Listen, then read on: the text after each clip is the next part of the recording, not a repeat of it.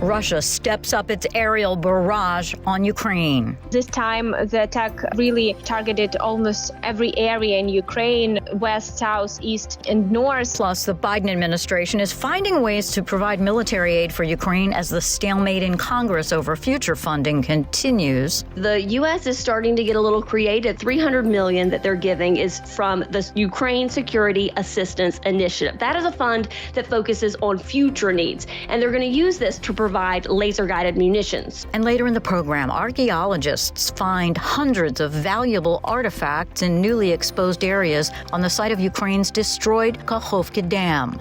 Today is Friday, November 3rd. From the Voice of America, this is Flashpoint Ukraine.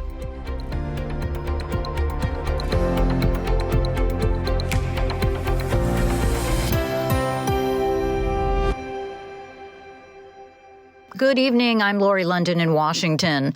Russia unleashed a wave of nighttime drone and missile attacks across 10 of Ukraine's 24 regions. The attacks caused fires in homes and public buildings, especially in the southern Kherson region, which Moscow has increasingly targeted in recent weeks. Joining me for an update, Anna Chernikova in Kyiv. So, Anna, Russia unleashed a really horrific attack of drone and missile strikes across, it looks like 10 of Ukraine's 24 regions overnight. What can you tell us about the latest on what you know? Yes, a very bad attack happened over the night, and probably it's the most massive attack that we've seen in the recent weeks here in Ukraine. This time, the attack really targeted almost every area in Ukraine, west, south, east, and north, and also central parts. But the main target and the most hits were reported in the city of Kharkiv and Kharkiv region and in the Lviv region. The main target this time again was energy infrastructure and critical infrastructure. So, as we have confirmation from the Ukrainian Air Forces, Russian Federation launched 38 drones and one X-59 missile over Ukraine over the night. Ukrainian air defense shot down 24 drones and a missile. Particularly, at least 10 drones hit civilian infrastructure in the Kharkiv and Kharkiv region. And at this point, a service station, a Defansun shop, and residential building were damaged in the city of Kharkiv. The most damage were in the educational institution, Kharkiv College of Transport Technologies. It was partially destroyed. The roof and upper floors were destroyed, as well as windows were broken. Just now, an update came from the city of Kharkiv. It was confirmed that Kharkiv College building had to be demolished to reduce the risk for local residents. And according to preliminary data, no casualties were reported. However, at least 8 residents of Kharkiv turned to doctors with an acute reaction to stress. And the second worst attack, as I mentioned, happened in Lviv region. 5 drones hit energy and critical infrastructure in the Lviv region. 16 drones in total were targeting the area in the western part of the country, and 11 drones were destroyed. Are they also reporting power outages due to all of this? At this point, we do not have confirmation of that from the local authorities. However, this could change. At this point, no changes in any electricity supply data or anything like that. And I understand the U.S. ambassador to Ukraine met with the new House of Representatives Speaker Mike Johnson recently. Yes, U.S. ambassador to Ukraine, Bridget Brink, just reported on Twitter that she met with the newly elected Speaker of the House of Representatives, Mike Johnson, and she confirmed that she spoke with him particularly about support for Ukraine.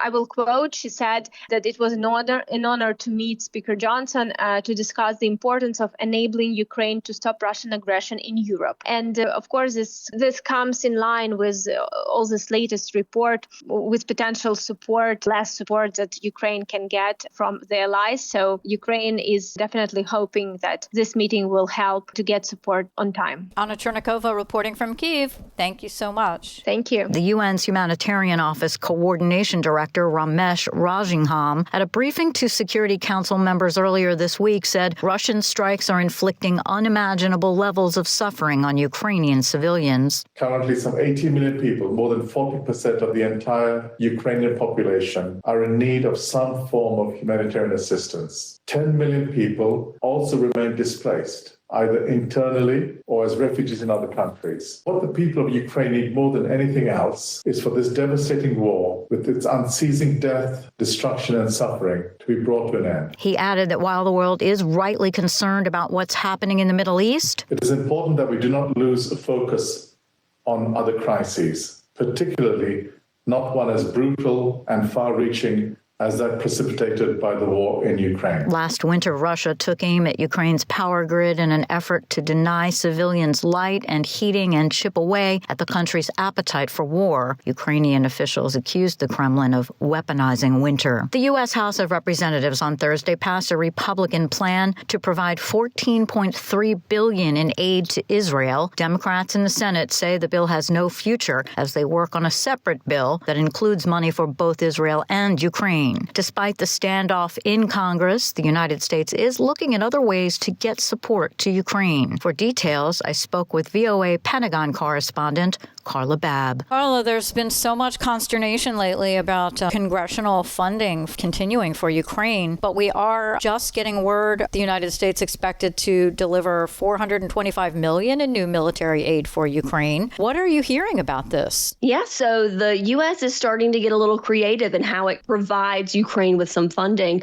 There is still about $5 billion in aid with the Presidential Drawdown Authority that allows the Pentagon to pull from its weapons stockpiles. So of this $425 million, about $125 million of that will be exactly what I described, pulling from the Pentagon's stockpiles. This is the 50th time they've done that. And this package, I've been told by officials, is going to include rockets for HIMARS, not the ATACMS that they want, not the longer range ones, but the shorter range ones, the GMLRS, more munitions for the National Advanced Surface-to-Air Missile System that protects their cities from missiles, more 105 millimeter and 155 millimeter rounds, transport trucks to carry heavy equipment to the battlefield, and things like cold weather gear, for example, things that they're going to need for these winter months. The way that the U.S. is starting to get creative in how they provide Ukraine with aid is the last $300 million. So officials are telling me that the $300 million that they're giving is from the Ukraine Security Assistance Initiative. That is a fund that focuses on future needs, and they're going to use this to provide laser-guided munitions to Ukrainians. That's what two officials tell me. But the tricky part here is the U.S., the Pentagon, ran out of U.S. AI funds earlier this year. So I'm asking officials, okay, well, how can you give them money that you don't have? And the way they're doing it is they are using funds that were approved by Congress to keep the government running in a continuing resolution, we call it. They're using that fund, that pile of money, to take what would have been provided this time last year. And at that time, they found at least $300 million to pull out of the budget, the continuing resolution budget, and give it to Ukraine. And that is all because Congress hasn't passed a budget, and they've had to pass this continuing resolution, which the Pentagon has decided to capitalize on to provide money for future needs for Ukraine. So they are looking ahead for future needs for Ukraine, but as we know, weapons, certainly ammunition, gets used up and it needs to continuously be replenished. How long do they anticipate this will last before there'll be a need again, and then what happens? Well, the United States has known for several weeks now that they've had about $5 billion left in this Presidential Drawdown Authority funds to pull from Pentagon stockpiles to get those weapons to Ukraine immediately on the battlefield. That has been going on for several weeks. And so you have seen pretty much every week to week and a half, the Pentagon has still been pulling out $125 million here, $150 million here to get them that equipment, to get them those munitions. So they don't know how much longer that money will last, but it could potentially last several more weeks, of course, because as long as they're pulling $100, $200 million at a time, you can take many, many chunks out of $5 billion.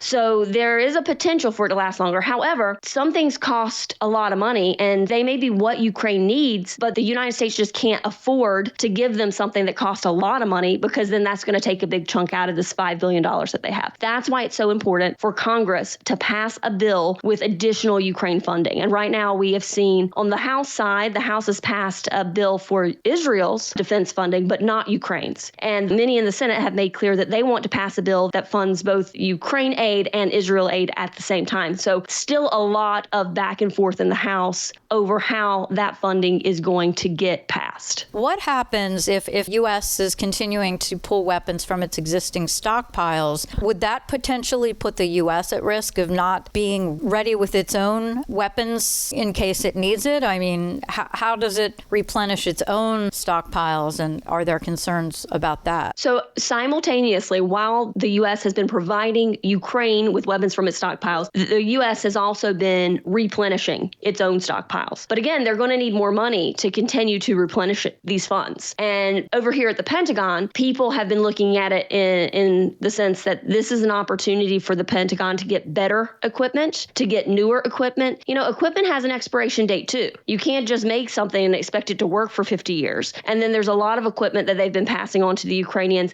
that they haven't needed to use. And they've been wanting to replace it with equipment that they would be able to use. So that is going on, but that cannot continue if Congress does not pass additional funding for Ukraine. So this building is looking every day over at Capitol Hill, hoping that something will get passed. All right. VOA Pentagon correspondent Carla Babb, thank you so much for all the insights. You're welcome. Meanwhile, the U.S. is sanctioning more foreign firms in a bid to choke off Russia's supplies for its war in Ukraine. Associated Press correspondent Donna Warder reports the U.S. is trying to disrupt Russia's military supply chain. The sanctions imposed by the Treasury Department on Thursday target 130 firms and individuals from China, Turkey, and the United Arab Emirates. The parties are accused of helping Moscow in procuring equipment needed on the battlefield, and they include suppliers and shippers. The U.S. State Department also has imposed diplomatic sanctions targeting Russia energy production and its metals and mining sector. Donna Warder, Washington. Conflict in Ukraine and the Middle East has brought the need to diversify energy sources into focus, and that's perhaps why German Chancellor Olaf Scholz is making his third attempt in 2 years to visit sub-Saharan Africa. David Doyle with Reuters has more.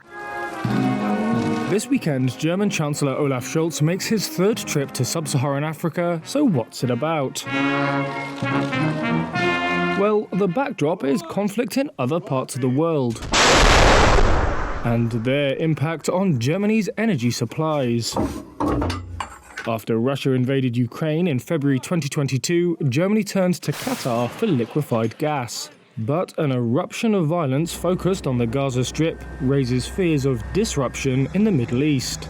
A legislator for Germany's Greens, Anton Hofreiter, said the impetus for the trip comes from Berlin's realization that it needs Africa more than previously thought. As such, Scholz will be stopping in major energy producer Nigeria, as well as Ghana. Oil is Nigeria's single largest export to Germany, and officials are considering adding gas to that mix. One barrier to that, though, is chronic underinvestment in Nigeria's energy sector. That's something that a business delegation accompanying Scholz may be able to address.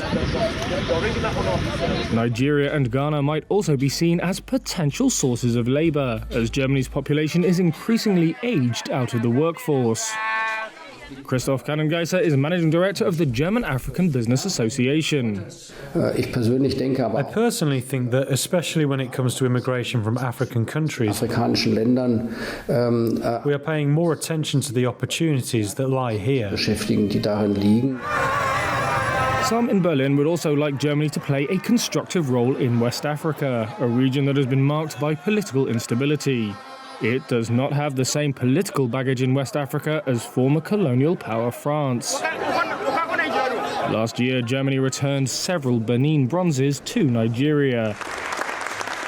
That gesture was seen as an attempt to win favour on a continent where anger at European colonial crimes still smoulders. David Doyle with Reuters reporting. EU leaders will decide at a summit in mid-December whether to grant Ukraine the formal start of membership talks, which for Kyiv is a top priority, on a par with Western military and financial support. Germany's foreign minister said Thursday she is confident the European Union next month will advance Ukraine's bid to join the bloc at a summit seen as a key milestone in Kyiv's efforts to integrate with the West. Ukraine would become the EU's fifth most populous member state, as well as its poorest, meaning that under current rules, it would absorb much of the bloc's generous agriculture and development aid at the expense of current members.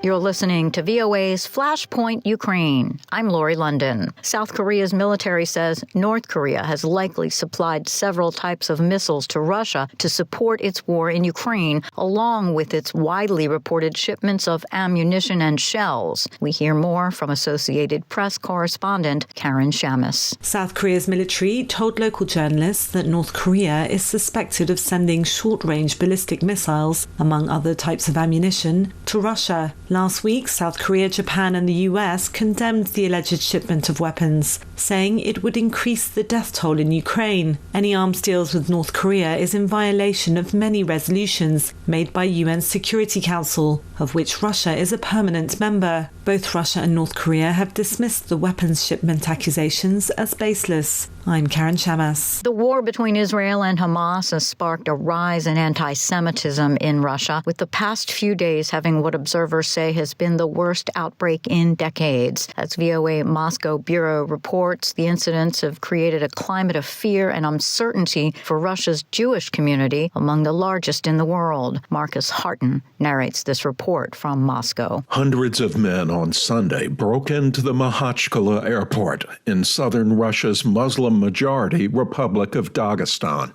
Their aim, to intercept the passengers of a flight that had just arrived from Tel Aviv, Israel. Observers described this as the biggest explosion of anti-Semitism in Russia in decades. Russian President Vladimir Putin blamed outside forces.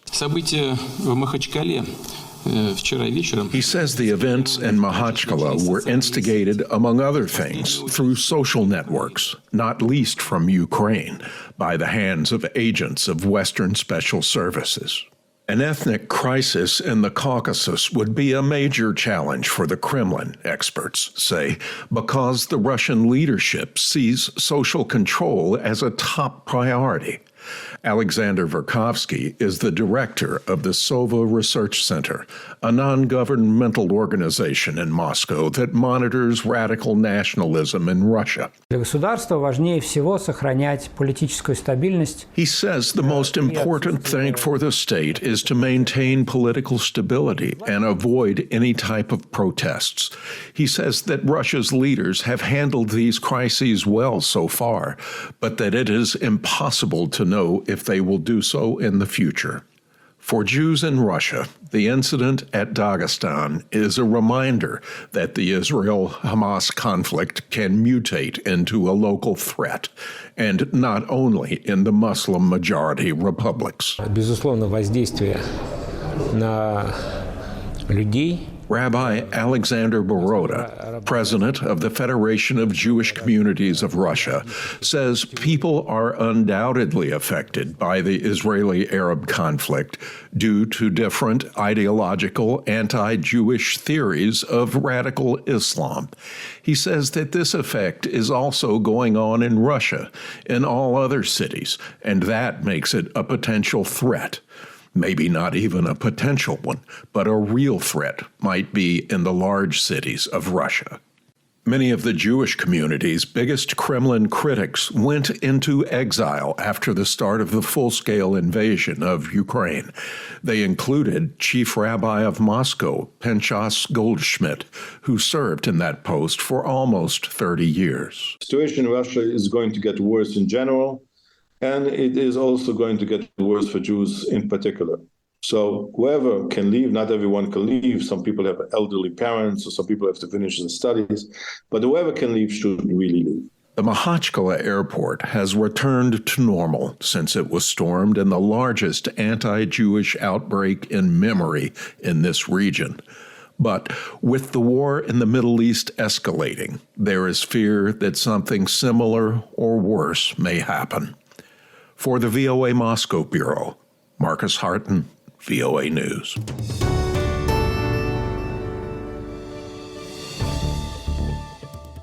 Hi, I'm Steve Miller, Managing Editor of VOA's audio programs. Today, I have an important announcement to make about an upcoming change to Flashpoint Ukraine. Beginning on Monday, November 6th, Flashpoint Ukraine will move to a weekly format. But that's not all. We're also thrilled to introduce our brand new daily podcast, Flashpoint Global Crises. Now, this podcast will not only address the ongoing conflicts in the Middle East and Europe, but will also dive into the tensions and environmental impact affecting regions all around the world. So get ready for in-depth analysis and discussions on the critical issues shaping our world. Stay tuned for more updates and join us on this journey to better understand the global crises that define our times.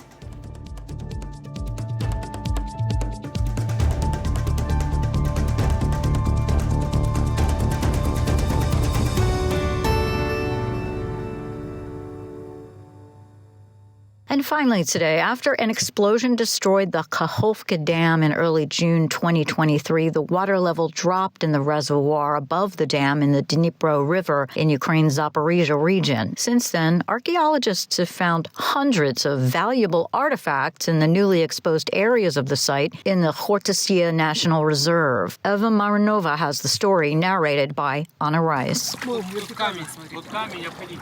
Archaeologists from the Zaporizhzhia region of Ukraine have found another artifact in the Dnipro River, an 18th century anchor dating back to the Russo-Turkish War of 1735-1739. This anchor shows it was a flotilla mooring spot here. This find is very interesting from a scientific point of view, too. This is the second anchor found here. 2 months earlier, a so-called cat anchor was found here as well. This latest find is in great shape, both its metal and wooden parts. But it's not going to be easy to preserve, says Nefedov. The difficulty in conservation and restoration lies in the fact it's made of two materials, wood and metal. Wood conservation requires one technology, and metal conservation a totally different technology. At least 5 antique boats are on display here at the Museum of Navigation in Khortytsia. They were found and restored before Russia's invasion and the June explosion at the Kakhovka Dam, which lowered the water levels in the reservoir above it and revealed more archaeological artifacts. This is our latest find. It was possible to retrieve it after the shallowing of the Dnipro River, caused by the Kakhovka Dam explosion. It is a clapboard fragment that belonged to a very large cargo ship. It's not just boats. The shallow Dnipro has revealed entire villages, says archaeologist Pavlo Dimenko. We discovered a Scythian-era settlement at the Baida Island. No one has seen it before because it was meters under the water. But Dnipro's shallowing also presents an opportunity for so-called black archaeologists, who find artifacts and sell them on the black market. Local authorities are now stopping people and checking them with a metal detector. Anchors seem to be the most desirable finds for treasure hunters or black archaeologists. Many would love to have one at home, make it an interior accent. And those who don't understand just take it to scrap metal collectors. Since the explosion at the Kakhovka Dam, local archaeologists have already found over 2,000 artifacts. For Eva Mironova in the Zaporizhzhia region of Ukraine, Anna Rice, VOA News. And that'll do it for us today. Stay up to date with continuing coverage of Ukraine and news from around the world 24 hours a day at voanews.com. And on social media, just follow VOA News. On behalf of all of us here at VOA, thank you so much for listening. Have a great weekend. Until next time, I'm VOA's Lori London.